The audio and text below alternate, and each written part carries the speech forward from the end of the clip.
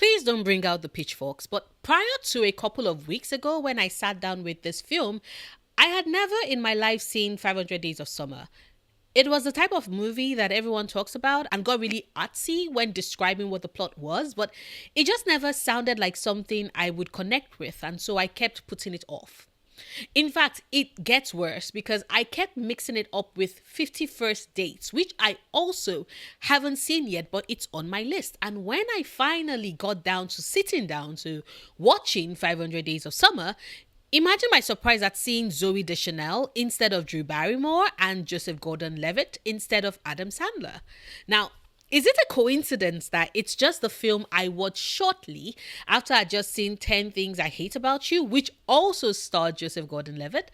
Remember, I thought it would be Adam Sandler. So yes, it is an absolute coincidence. And yes, my video where I talked about 10 Things I Hate About You went up last week. For those who haven't seen it yet, I want to give it a watch after seeing this one. And to be honest, after finally getting through 500 Days of Summer, I can see why a lot of people loved it and keep calling it an artsy film because it really is. However, the one word that kept echoing in my head was delusional. Because to be honest, I think a secondary title for this film should be The Delusions of Tom Anson.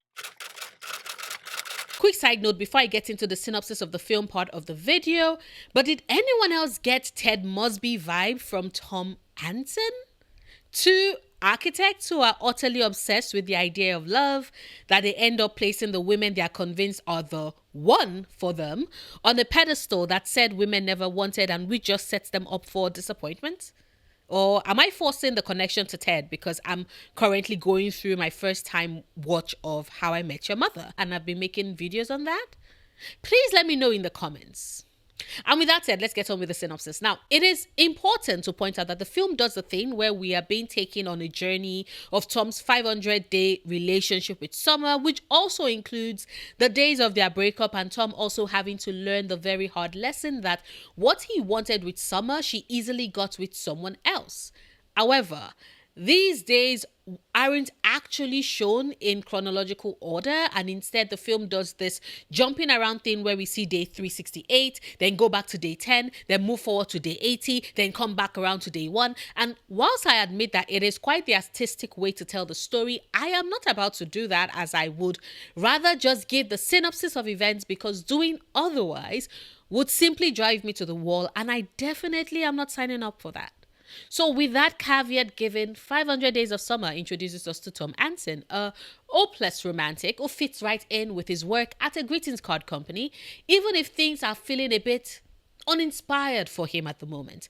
However, things turn around and become much brighter for him when he gets to meet his boss's new assistant, Summer Finn. She's of course gorgeous. I mean, Zoe Deschanel is playing her, and smart and funny and a bit quirky, and shares Tom's love for the Smiths. She's like everything Tom's ever wanted, and he spends his days dreaming about her and stalking her with his eyes everywhere, whilst failing to do the one thing his friends and baby sister, Rachel, played by Chloe Moretz, urge him to do: ask Summer out.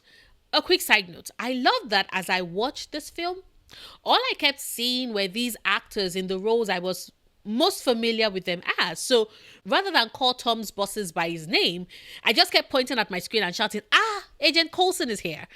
And every time Matthew Gobler showed up, I would mutter, lucky Tom, Reed's his best friend. Anyway, Tom continues to have cold feet about asking Summer out, and at a company event that sees everyone in the office head to a nearby bar for karaoke night, Tom and Summer get into a bit of a discussion about love. They are both from broken homes, and whilst the experience left Tom a romantic who believes in love, Summer was soured by it and informs him that she most certainly does not.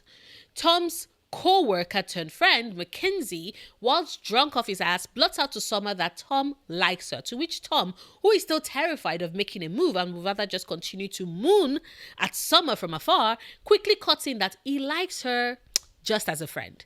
Summer nods along, except a couple of days later, whilst they are in the room with the photocopier machine, Summer takes the plunge and kisses Tom. And can I just say that whilst this was happening, I immediately had two thoughts. One, you dumbasses, the door isn't closed. And two, this is a terrible idea.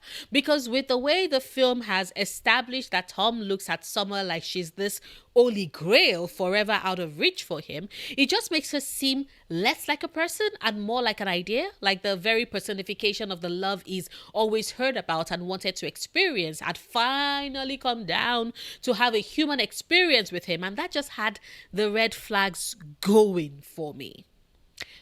Also, dating your coworker is always going to be a terrible idea. We don't shit where we work, people. Anyway, Summer warns Tom that she isn't looking for a serious relationship, and Tom begins the series of lies he tells himself in order to have a chance at a relationship with his dream girl. He agrees that their relationship would be casual. Later that day, they have sex, and Tom is through the roof happy about it. And by that I mean there is a musical number and dancing with parades and a marching band and flying birds straight out of a Disney animation set. Clearly he is having the best time of his life. But that is when the pressure comes in, because even though Tom had lied to himself initially that he can do casual, he is a romantic at heart, and he starts to worry about the fact that his and Summer's relationship doesn't have a clear label of what they are to each other.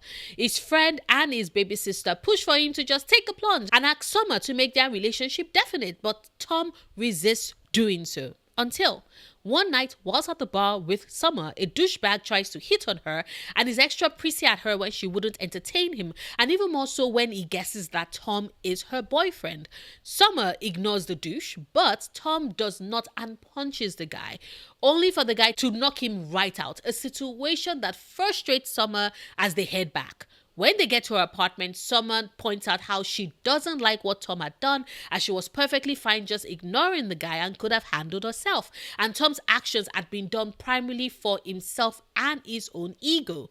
Tom instead chooses the moment to insist on Summer's refusal to provide him with any sort of clarity with regards to the state of their relationship as a problem he has, i.e., is he a boyfriend? Are they dating? Etc. Summer begins to respond that they are friends, but that is something that Tom does not want to hear. After all, friends don't have sex with each other the way they do, and I don't know if I'm the only one who heard that line and immediately sang, "You say we're just friends, but friends don't know the way you taste, la la la."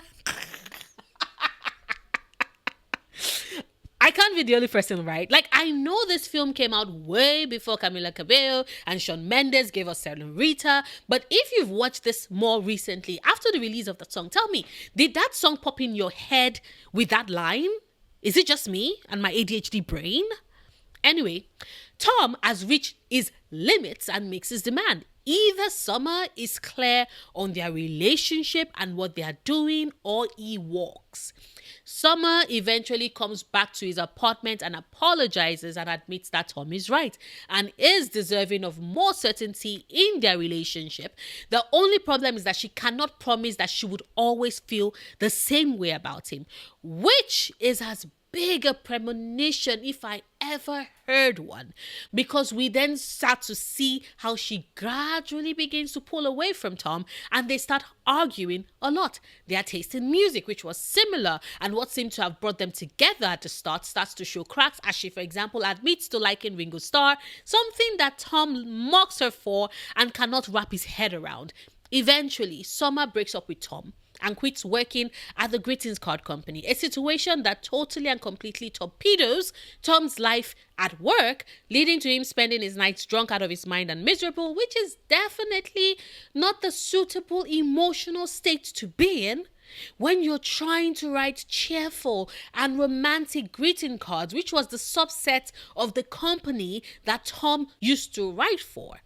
As such, Agent Coulson Sorry, I meant his boss. Suggests he move him to the funerals and sympathy team to channel all that misery and sadness into his writing, saying that nobody has any interest in buying a roses are red, violets are blue, fuck you whore card for Valentine's Day.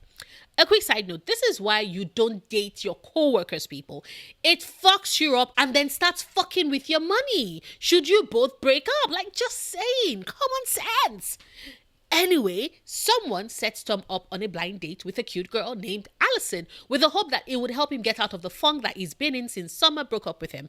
This doesn't work, however, as Tom spends the entire date talking about Summer and how miserable he's been without her and comes to the conclusion that there are only two options for how things played out. Either Summer is an evil, emotionless, miserable human being or she's a robot.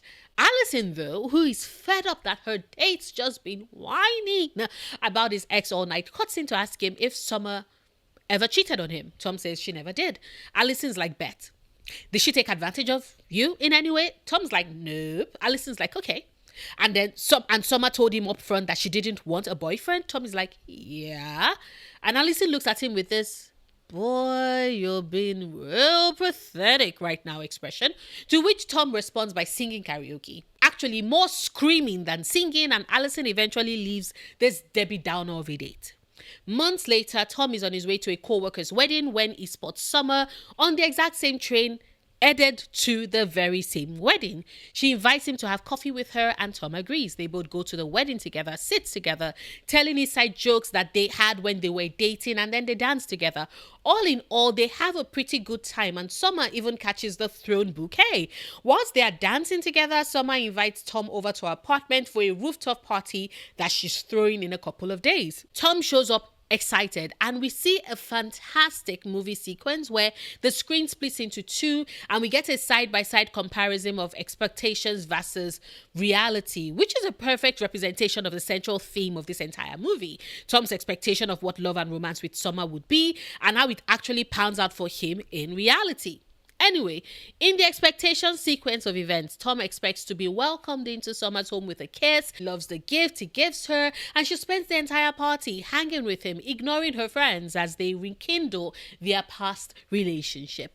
Things, however, don't play out that way in reality. There is no kiss. She leaves him mostly to fend for himself as she spends her party hanging out with her friends, and then he sees her showing off her engagement ring to another friend, and that is the last straw for him as he leaves utterly devastated, sinking into a full-on depressive episode complete with alcohol, binge drinking and eating a ton of junk food, only leaving his apartment to stock up on booze. And when he finally makes it back to work, he is openly critical of his colleagues' work and publicly quits in the middle of a public outburst in the meeting.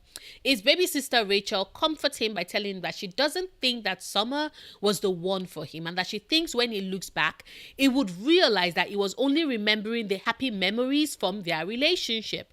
And sure enough, when Tom thinks back on his time with Summer, he starts to see the moments when she was not as interested as he had thought, when she didn't actually listen to the mixtape he had made her, didn't let him hold her hand, and was all round listless around him. And that was what he needed to realize that their relationship hadn't been as perfect as he had thought it was. He starts to heal. Time passes. Summer gets married, and one day Tom wakes up from his funk, cleans up his home, and begins to rededicate himself to his love for architecture, like Summer had wanted him to back when they were dating. He puts together a portfolio of his designs and starts going to interviews one at a time. None of them pan out, and to regain that zest, he goes to his favorite spot in the city where he had always looked at old buildings with an architectural eye of how it can connect them together to make them better. But when he gets there, Summer is there and she joins him. They chat. He tells her that he left the greetings card company and Summer looks happy for him. He then speaks to the hurt he feels, saying that she should have told him. Summer is like, well, at that point, she hadn't been proposed to then, but Tom calls her out on that immediately, pointing out that she was with someone. She should have told him. Why did she dance with him at the wedding? To which Summer replies that she wanted to. Tom's like, he doesn't think he would ever understand how Summer went from not wanting to be anybody's girlfriend to wanting to be somebody's wife. And Summer responds with I just woke up one day and I knew. And when Tom is like, knew what? Summer responds with, what I was never sure of when I was with you. And god damn, ooh, that hurt. I remember having to pause the film at that point because god damn, that must have hit him like a fucking truck to the face. Tom's like he realized that everything he thought and believed about love was all bullshit, but Summer disagrees with him, saying that what he's believed was right. Destiny and fate is what led to her meeting her husband. She was in the right place and so was he. He expressed interest in what she was reading and they connected. Tom was right. It just wasn't right about it being with her. Then there's a moment when she touches and holds his hand in a way that had me sighing with the, what the hell do you two think you're doing right now? But Summer pulls her hands away, tells him that she's happy he's doing well, and walks away, whilst Tom calls after her and says that he really does hope that she's happy too. Days after, Tom shows up for yet another interview at another architectural firm, but he's not the only one interviewing for the position. A young woman's there as well, and they bond over the fact that his favorite spot in the city is hers too. Matter of fact, she had seen him there, but he had never noticed her. She smiles as she tells him that it's because he must not have been looking.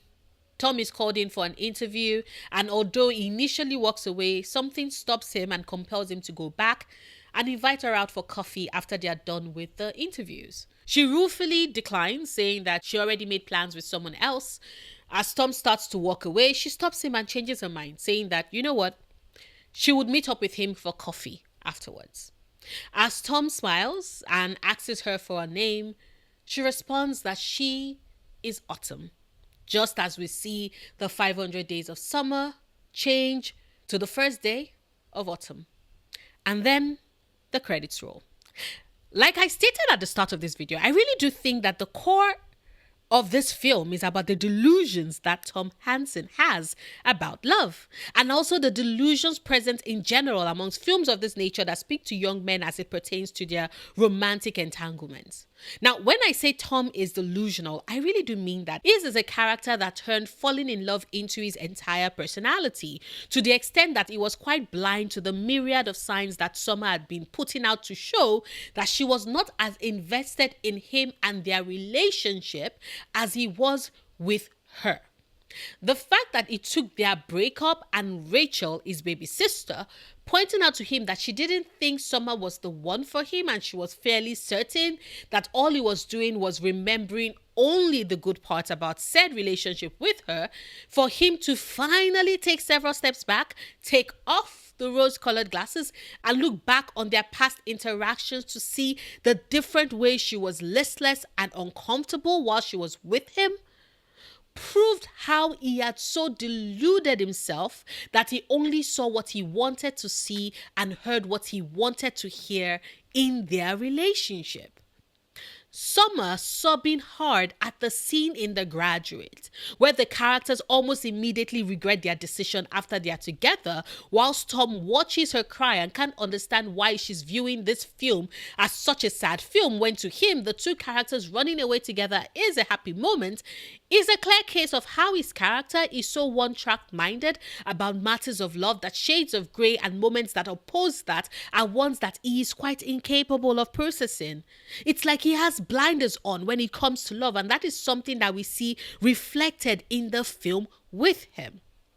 Summer was clear from the onset that she did not want love and wanted something casual. And even though Tom didn't want something casual, is quite honestly incapable of it, he deludes himself that he can pull off a casual relationship and ultimately ends up shooting himself in the foot because, of course, he falls for Summer and, of course, he wants more. But Summer has always been aware that she is incapable of giving him specifically, more, which she communicated early on in their relationship. He just wasn't really listening. And we see this confirmed, for example, when she's unburdening herself to him, and rather than pay attention to what she's saying and why she's saying it, all he can do is be delighted that of everyone she could have chosen to share that information with, she chose him. He is special. He is special to her. With Tom, we see a character who is so caught up in this idea of love that he doesn't actually take the time to think about the person, to see Summer as this woman who is flawed and real and not this perfect ideal being that exists for him to fall in love with and for her to love him back. There is not as much effort put in by him on screen for us to see him actually getting to know Summer, to see her beyond this halo of perfect woman who is deigned to date him. That is the lens with which he looks at her for the entirety of their short relationship. I find it a nice contrast the way the film props up Tom and Summer's first conversation and how Summer meets her husband. With Tom and Summer, they are in an elevator together. He has headphones on with music blasting, and Summer hears the band playing. She comments that she loves the Smiths. Tom is just in awe that this girl of his dreams is talking to him and likes the same band as him. And he just stares at her with this goofy smile until they reach her floor and she walks away. Compare that to what she tells Tom about how she met her husband. She's at the deli reading Oscar Wilde's The Picture of Dorian Gray, and he asks her about the book she's reading. That is someone who immediately took the chance to learn more about her from just what he can guess at from the surface. I'm not sure if this is me reaching, but I appreciate the fact that the book she was reading was The Picture of Dorian Gray. I find it yet a furthering of the contrast between Tom and Summer's husband, because Dorian Gray at its core is about smokes and mirrors, the picture we present to others whilst we hide the vile, ugly, murderous parts of us in places unknown where others cannot reach unless they know to look and put in the effort to find it. But to look requires to be able to see beyond the beauty on the surface, to want to learn more. And you cannot do that when you've been taken in by what you can see at first glance. And you make that the end all be all of your interactions with them, fueling the delusions you have about who they are. Tom could have used the moment in the elevator to connect deeper with Summer, to ask her about her love for the Smiths. She already gave him a perfect entry by saying he has great taste. A simple "so do you, why do you like the Smiths? Which of their album is your favorite?" would have been a great way to start the conversation to get to actually know her. He doesn't. Not at that point, and I do think that the film implies that that was how their relationship ended before it could truly begin.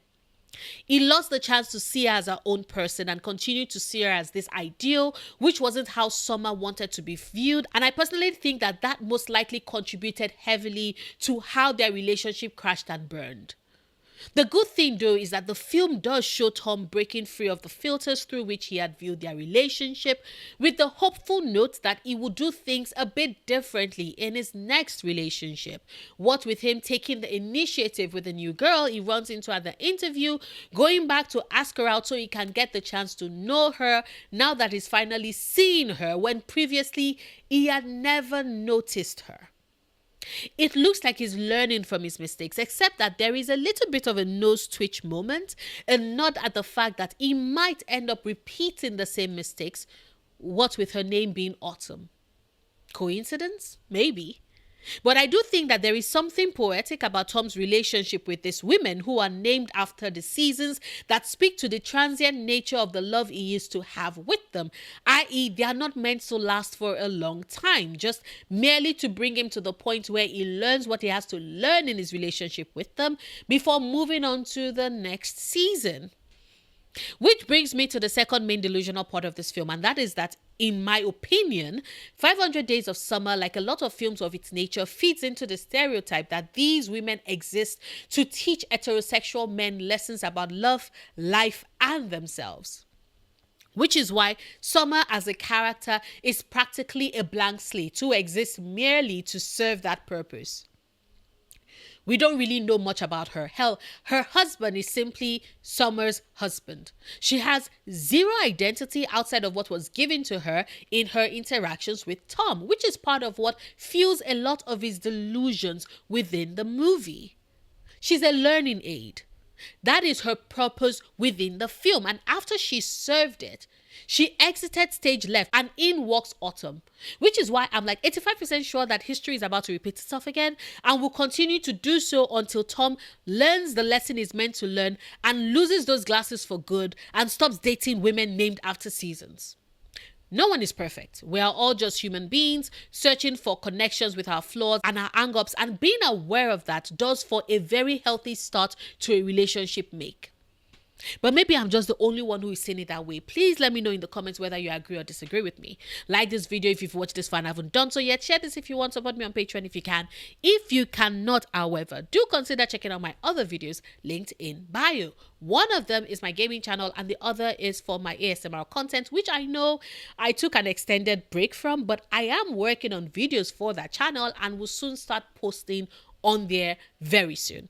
Whichever the case may be though, I will see you tomorrow with a new video. Until then, do remember, obsessing over the things you love, perfectly valid coping mechanism.